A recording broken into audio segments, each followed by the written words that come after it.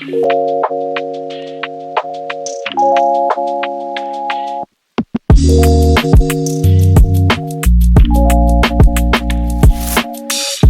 est né en 2019 avec comme ambition de démocratiser le bilan carbone. On a commencé par une application mobile qui permet à chacun de suivre facilement ses émissions et on s'est rendu compte qu'on aurait beaucoup plus d'impact si on aidait les entreprises en créant une plateforme qui rende simple, précis et intuitif la collecte et l'analyse des données pour suivre et réduire ses émissions. Aujourd'hui, on accompagne plus de 1600 clients dont Econocom. On est présent en France, en Angleterre, aux États-Unis et on a environ 26 millions de tonnes de CO2 sous management avec une réduction estimée de 5 à 10% pour un nombre croissant de nos clients. Greenly propose une plateforme collaborative où chacun peut venir contribuer aux 3 étapes d'un bilan carbone. La première étape, c'est la collecte et l'analyse des données d'émissions. La deuxième étape, c'est la sensibilisation des collaborateurs. Et la troisième étape, c'est la formalisation de plans d'action d'une stratégie de réduction. Sur la collecte et l'analyse des données, on cartographie toutes les sources d'émissions et ensuite on va les présenter sous un format standard. On parle des 3 scopes. Le scope 1, c'est vos émissions directes, c'est vos consommations de fuel, de gaz frigorigène dans l'entreprise. Le scope 2, c'est les émissions liées à votre consommation d'énergie. Combien de kilowattheures vous avez consommé? Qu'est-ce que ça devient en termes d'émissions en fonction de l'origine de cette électricité? Et puis ensuite, vous avez le scope 3, donc typiquement vos achats de biens et services, vos transports, votre fret, les déplacements de vos collaborateurs, etc., etc.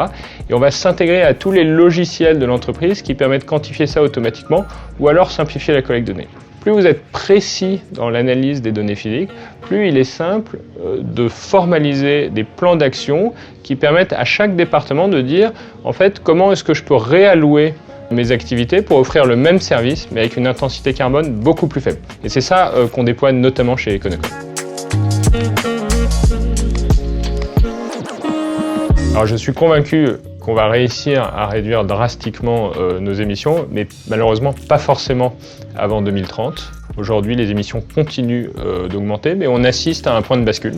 Les énergies renouvelables vont beaucoup plus vite, les véhicules électriques remplacent beaucoup plus vite que prévu les véhicules thermiques. Certains pays font preuve d'une certaine exemplarité.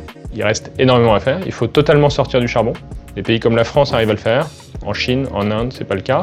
Il faut sortir du pétrole, il faut réformer la finance, il faut que les projets verts bénéficient de taux bonifiés et sans doute modifier les règles du commerce mondial pour favoriser la libre circulation des produits éco-responsables et au contraire taxer les produits qui viennent des pays où il y a énormément d'émissions.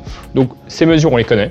Le problème, c'est la rapidité de leur adoption pour accélérer la transition énergétique.